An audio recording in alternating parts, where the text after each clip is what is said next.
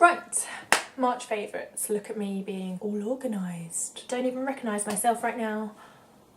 March might just been a pretty busy month. Been very tired. A bit depressing, you don't want to hear about that, do you? Let's just crack on with this. I'm going to start with like a non-beauty favourite but healthcare favourite, if that even makes sense. But I've been taking Evening Primrose Oil, and this one's just from Wilkinson's. Be careful with these if you are vegan or vegetarian. They do have gelatin in them, beef gelatin for the capsule, and I got caught out by that. I'm using this up, but I will be buying vegan, vegetarian friendly ones because I try wherever I can to not subscribe to that. This is Evening Primrose Oil. They're quite big, like quite massive. I don't know whether it's coincidental, I'm just having a good run, but I got a bit down in the dumps about my skin, and it was that time of the month, and I heard that taking Evening Primrose Oil is just good for females in general. It has a lot of benefits to it.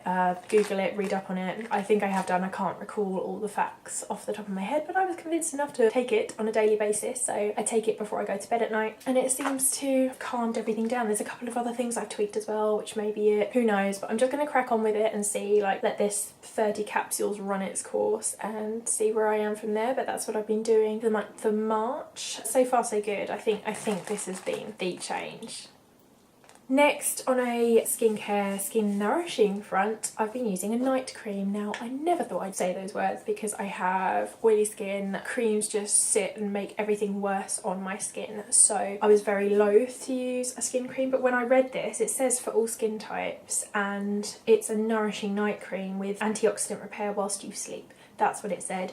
It also comes from the Body Shop, which are very good with their animal testing and natural ingredients and stuff. So I thought I'm gonna try. I'm gonna give it a go, especially in these winter months. My skin is so dry, it's ridiculous. And you know what? It's really, really dramatically improved the quality of my skin. It was getting very dry. I use a lot of treatments on my skin that are very drying. And this, once a day at night before I go to bed, again with my little routine with my Evening Primrose Oil, has actually really worked. So I think this is what I'm saying. The month of March, it's been kind of an experimental month, and I don't know what I'm doing, but something seems to be working. So I'm just going to crack on with it until it doesn't work, and then I'll just find out from there what the hell I'm doing wrong.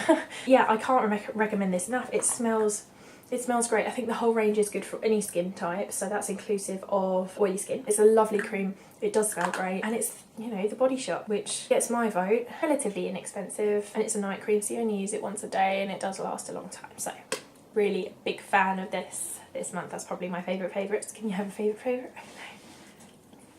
Then for a base that I've been using throughout March, I changed it up from the Maybelline one that I spoke about in February favourites, and I've been trying Maxfactor Facefinity. I've actually been on and off trying this for a while now. It's like a milky, silky, smooth consistency. Really good for oily skin, whereas it does extend the wear of your foundation. And I use this because I use the foundation as well, and I think the two work really well together. It does last for a while. It is on the pricier side because you're going to the higher end of the drugstore products, but do you know what? Big fan of this. Then my next favourite, a concealer. I did rave about this back when I think it first came out, and I lost track of it, went off it. You do with some things, you just move on naturally, basically. And I saw my friend the other day, and she has been a massive fan of this since it came out. She has not faltered in her enthusiasmness of this product. She has not once given in. She's like, this is the best concealer ever. And you know, some people like that. They find a product and they're just like, this is the best thing for me, and that's great. But her enthusiasm completely rubbed off on me because I was like, oh my god, I want to use mine again. Like, I kind of remember how good it was. It was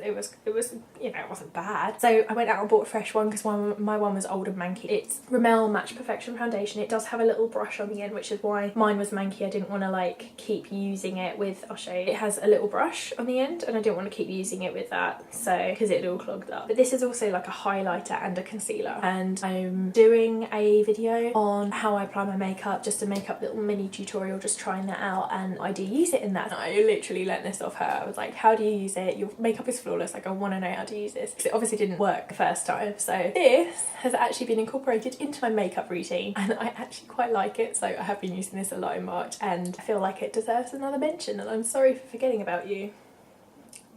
happens, but I'm sorry. My last favourite is, I just wanted to add like a non-beauty favourite because I think it can get really repetitive otherwise, but don't know if you knew, but Big Bang Theory is on Netflix and I have been ill this month and consequently in my bed, consequently reaching for Netflix as you do. What did we do before Netflix? It was just really what was on TV. I remember watching a lot of Bewitched when I was a kid and I was off school with a sick bug on the sofa.